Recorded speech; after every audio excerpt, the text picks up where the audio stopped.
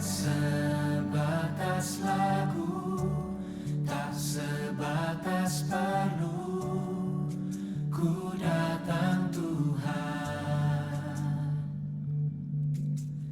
Tak hanya berkat-Mu menyentuh hatimu, rinduku Tuhan.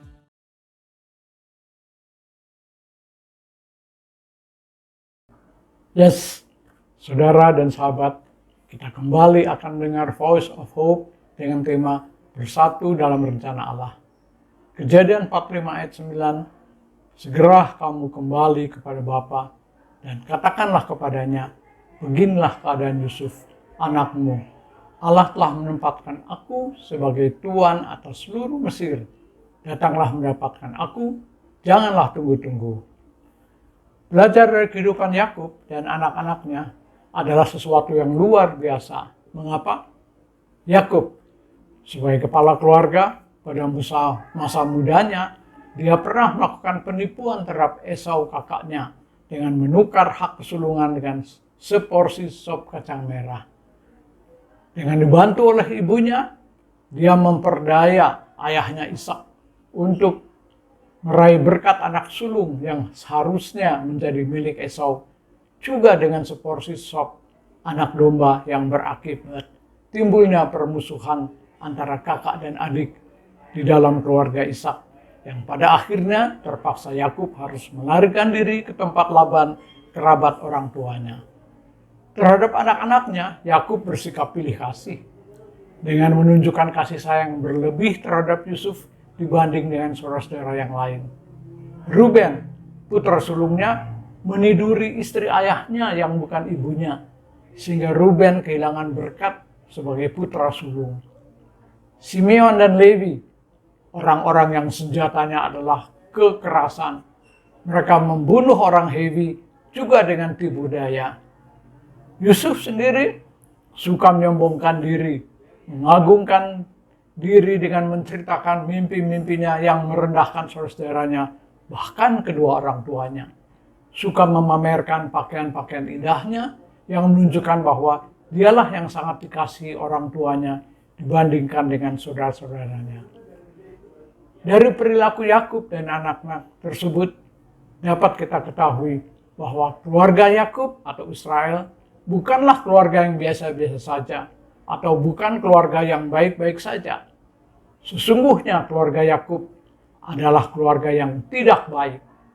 Hal ini terbukti ketika Yakub menyuruh Yusuf menyusul saudara-saudaranya yang mengembalakan domba-dombanya sampai ke Dotan untuk melihat bagaimana keadaan mereka. Kembali di sini Yusuf memamerkan pakaian indahnya yang memunculkan rasa iri dan dengki saudara-saudaranya, sehingga timbullah niat jahat saudara-saudaranya untuk membunuh dia. Beruntung Ruben berhasil membujuk saudara-saudaranya, sehingga Yusuf tidak menjadi dibunuh, tetapi dia dimasukkan ke dalam sumur yang kering. Tetapi tak lama kemudian, ketika pedagang orang Ismail lewat, mereka sepakat untuk menjual Yusuf kepada kafilah Ismail sebagai budak. Lalu apa yang mereka laporkan kepada Yakub ketika pulang ke rumah? Kembali mereka berbohong, dan kali ini secara mufakat mereka membohongi ayahnya Yakub dengan mengatakan bahwa Yusuf mati diterkam binatang buas. Peristiwa ini jelas membuktikan bahwa keluarga Israel bukanlah keluarga idaman, melainkan adalah keluarga yang sangat kacau. Lalu bagaimana dengan Yusuf setibanya di Mesir? Ternyata dalam pembuangannya Yusuf justru mendekatkan diri kepada Tuhan, sehingga ketika mendapat cobaan dari istri Potifar, Yusuf tetap menjaga kekudusannya. Demikian ketika di penjara, sehingga mendapat kepercayaan kepala penjara. Yusuf kemudian dikarunia Tuhan untuk dapat mengartikan mimpi-mimpi, termasuk mimpi Firaun. Di sini Yusuf mengatakan bahwa Allah lah yang menjelaskan arti mimpi tersebut, bukan dia. Akhirnya Yusuf diangkat menjadi mangku bumi di Mesir sebagai orang kedua setelah Firaun, dan dia berhasil menyelamatkan Mesir dari tahun-tahun kelaparan yang melanda sampai ke Kanaan, di mana ayahnya dan saudaranya tinggal.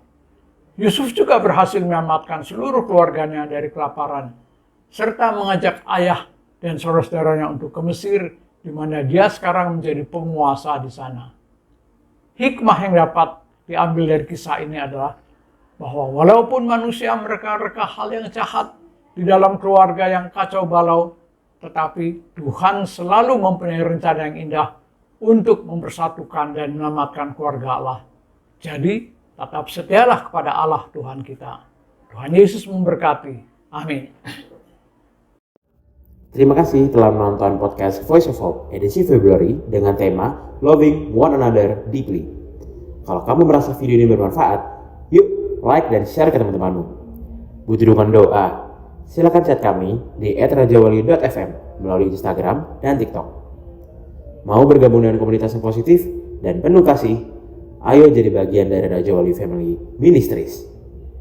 God bless.